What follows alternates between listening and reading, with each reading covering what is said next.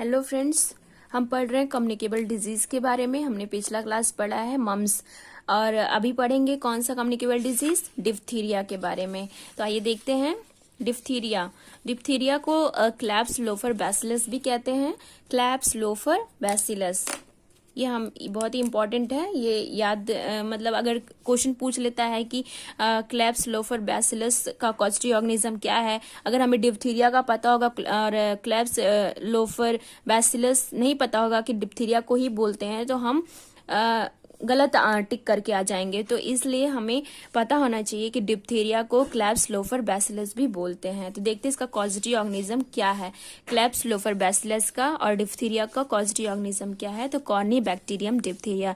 इसका causative organism क्या है, कॉर्निबैक्टीरियम डिप्थीरिया। ऐसे भी क्वेश्चन पूछ सकता है कि डिप्थीरिया का कॉजेटिव ऑर्गेनिज्म क्या है, तो हमें तो पता है डिप्थीरिया का कॉजेटिव ऑर्गेनिज्म कॉर्निबैक्टीरियम डिप्थीरिया है, लेकिन अगर हमें ये नहीं पता रहेगा कि क्लैप्स लोफर बैसिलस डिप्थीरिया को ही बोलते हैं, तो अगर पूछ लेता है क्लैप्स लोफर बैसिलस का कॉजेटिव ऑर्गेनिज्म क्या है, तो हम नहीं कर पाएंगे। तो इसलिए हमें पता होना चाहिए कि डिप्थीरिया को क्लैप्स लोफर बैसिलस ही बोलते हैं। तो इसका इंक्यूबेशन पीरियड क्या होता है, 2 to 6 डेज इसका इंक्यूबेशन पीरियड होता है। और कम्युनिकल पीरियड 14 से 28 दिन आफ्टर अपेयरिंग ऑफ रैसेस। जो रैसेस अगर अपेयर होने लगते हैं तो उसके बाद जो 14 से 28 दिन तक का जो दिन होता है वो कम्युनिकल पीरियड होता है। बहुत ही रिस्की पीरियड होता है, जिसको इन्फेक्टिव पीरियड भी बोलते हैं। और आइसोलेशन 2 वीक होगा, 2 हफ्ते तक हम पेशेंट को आइसोलेट करके देखते हैं। पिछला हमने जो क्लास हमने पढ़ा था उसमें 1 वीक या उससे कम आइसोलेशन पीरियड था, लेकिन डिप्थीरिया में 2 वीक आइसोलेशन पीरियड है। और एज कौन से एज को मोस्टली अफेक्ट करता है, तो बिलो 5 ईयर्स ऑफ एज को मोस्टली ज्यादा अफेक्ट करता है डिप्थीरिया। रूट ऑफ ट्रांसमिशन क्या है, रेस्पिरेटरी रूट ऑफ ट्रांसमिशन है। और mode of transmission droplet, nuclear droplet infection और बाय कफिंग और स्नीजिंग। तो ये हमने जो पिछला क्लास जितना भी कम्युनिकेबल डिजीज के बारे में हमने पढ़ा वो सारे रेस्पिरेटरी से रिलेटेड कम्युनिकेबल डिजीज थे। तो सब में मोड ऑफ ट्रांसमिशन जो है वो कफिंग एंड स्नीजिंग है और रूट ऑफ ट्रांसमिशन रेस्पिरेटरी है। तो ये आपको याद रखना है। साइन एंड सिम्टम्स आइए देखते हैं डिप्थीरिया का, जो क्लैप्स लोफर बैसिलस का साइन एंड सिम्टम्स क्या है। तो फर्स्ट साइन एंड सिम्टम्स क्या है, फीवर। तो फीवर इसका फर्स्ट साइन एंड सिम्टम्स है। और सेकेंड है स्यूडो मेम्ब्रेन। तो जो स्यूडो मेम्ब्रेन होता है जिसको फाल्स मेम्ब्रेन भी बोलते हैं, फाल्स मेम्ब्रेन भी बोलते हैं। तो ये जो होता है ये किसको कवर करता है, कवर करता है टॉन्सिल्स, लैरिंग्स एंड फेरिंग्स। तो ये जो स्यूडो मेम्ब्रेन जिसको फाल्स मेम्ब्रेन बोलते हैं, ये टॉन्सिल, लैरिंग्स और फेरिंग्स को कवर करता है, उसको अफेक्ट करता है। तो क्या क्या दिक्कत पेशेंट को महसूस होती है, आइए देखते हैं। और जो स्यूडो मेम्ब्रेन होता है उसका कलर होता है ग्रेइश येलो कलर का होता है, तो उसका कलर ग्रेइश येलो होता है। और जो टॉन्सिल, लैरिंग्स और फेरिंग्स को अफेक्ट करता है, जिसके वजह से नेक पे, गर्दन पे बुल नेक लाइक अपीयरेंस होता है, वहाँ फोल्ड्स बनने स्टार्ट हो जाते हैं, स्वेलिंग होने लगती है। और उसके बाद हॉर्सनेस ऑफ वॉइस होगा और डिफिकल्टी इन स्वेलोइंग। अब ये वो लैरिंग्स और फेरिंग्स टॉन्सिल्स को अफेक्ट कर रहा है, तो जिसके वजह से जाहिर सी बात है कि उसको निगलने में दिक्कत होगी, स्वेलिंग डिफिकल्टी होगी, हॉर्सनेस ऑफ वॉइस होगा और स्वेलिंग भी होने लगेगा, जिसके वजह से बुल नेक लाइक अपीयरेंस होगा, वहां भी फोल्ड्स बनने लगेंगे। और देखते हैं डायग्नोस्टिक टेस्ट। ये बहुत ही इंपॉर्टेंट है कि हमेशा पूछता है कि डिप्थीरिया का डायग्नोस्टिक टेस्ट क्या है, डायग्नोस्टिक टेस्ट क्या करते हैं डिप्थीरिया में। तो हमें पता होना चाहिए कि डायग्नोस्टिक टेस्ट डिप्थीरिया का शिक टेस्ट करते हैं। शिक टेस्ट तो कैसे करते हैं ये भी जानना जरूरी है कि जो टॉक्सिन होता है,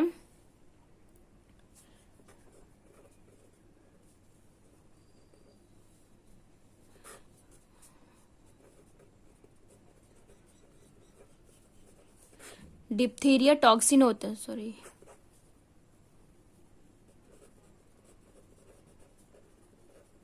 डिप्थीरिया टॉक्सिन जो होता है वो उसको एडमिनिस्टर करते हैं फोर आर्म पे आर्म पे एडमिनिस्टर करेंगे डिप्थीरिया टॉक्सिन जो होता है वो उसको 4 आर्म पे एडमिनिस्टर करेंगे। कितना एडमिनिस्टर करेंगे? 0.1 ml या 0.2 ml। अलग अलग बुक में अलग अलग तरीके से दिया है कि कहीं किसी किसी में 0.1 ml दिया है, किसी में 0.2 ml दिया है। तो उसको 4 आर्म पे एडमिनिस्टर करेंगे और जब 3 से 4 घंटे के बाद एसेस करेंगे। आफ्टर 3 to 4 आवर्स के बाद एसेस करेंगे तो वहां पे जो है रेडनेस रहेगा, लीजन्स रहेंगे, रेडनेस, लीजन्स, स्वेलिंग और बॉडी टेम्परेचर हाई रहेगा। तो ऐसे कंडीशन में देखेंगे। और इसका डायमीटर जो है 10 सेंटीमीटर से एवब उसका डायमीटर रहेगा, 10 सेंटीमीटर से एवब डायमीटर रहेगा। तो हम ये मान लेंगे कि जो शिक टेस्ट है वो पॉजिटिव, यानी कि पर्सन जो है वो डिप्थीरिया से कॉनिबैक्टीरियम डिप्थीरिया जो है उससे अफेक्टेड है। तो क्या मैं एक बार और बता देती हूँ कि जो डिप्थीरिया टॉक्सिन जो एजेंट होता है वो एडमिनिस्टर करते हैं पेशेंट के 4 आर्म में और या 0.1 to 0.2 ml और उसको छोड़ देते हैं। वैसे 3 से 4 घंटे बाद उसको एसेस करते हैं। अगर वहां पे रेडनेस, लीजन, स्वेलिंग या फिर बॉडी टेम्परेचर इंक्रीज हो जाएगा और वो जो रेडनेस रहेगा वो अगर 10 सेंटीमीटर डायमीटर से ज्यादा रहेगा तो हाँ वो पर्सन जो है यानी कि कॉनिबैक्टीरियम डिप्थीरिया से अफेक्टेड है, उसको जो टेस्ट है वो पॉजिटिव है। और उसका प्रिवेंशन कैसे करेंगे? प्रिवेंशन क्या क्या है? DPT, diphtheria, pertussis and tetanus. DPT इसको वैक्सीन लगाएंगे। जो डिप्थीरिया है, डिप्थीरिया जो होता है वो किल्ड वैक्सीन है, किल्ड नेचर का होता है। पर्टूसिस जो है वो किल्ड होता है।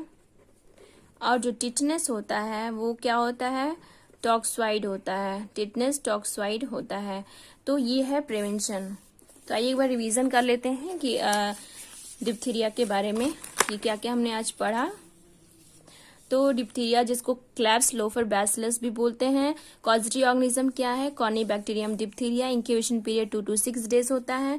कम्युनिकेबल पीरियड क्या होता है? 14 से 28 दिन आफ्टर अपीयरिंग ऑफ रैसेस जब अपीयर होने स्टार्ट हो जाते हैं उसके बाद 14 से 28 दिन होता है वो रिस्की पीरियड होता है, इन्फेक्टिव पीरियड होता है जिसको कम्युनिकेबल पीरियड भी बोलते हैं।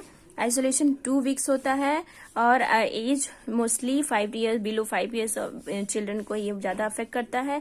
रूट ऑफ ट्रांसमिशन क्या होता है? रेस्पिरेटरी होता है। मोड ऑफ ट्रांसमिशन क्या होता है? Droplet, nuclear droplet infection by coughing and sneezing. खांसते और छींकते समय ये ज्यादा रिस्क होता है कि वो दूसरे पर्सन को अफेक्ट कर सकता है। आइए देखते हैं कि हमने साइन एंड सिम्टम्स क्या पढ़ा डिप्थीरिया के बारे में। तो फीवर होता है, सीडो मेम्ब्रेन जो होता है जिसको फाल्स मेम्ब्रेन भी बोलते हैं वो क्या किसको अफेक्ट करता है? टॉन्सिल्स को, लैरिंग्स को और फेरिंग्स को। और जो जिसके वजह से बुल नेक लाइक अपीयरेंस होता है, जो गर्दन पे जो वहां पे फोल्ड्स बनने लगते हैं, स्वेलिंग हो जाती है, हॉर्सनेस ऑफ वॉइस होता है और डिफिकल्टी इन स्वेलोइंग होती है। और डायग्नोस्टिक क्या होता है इसमें?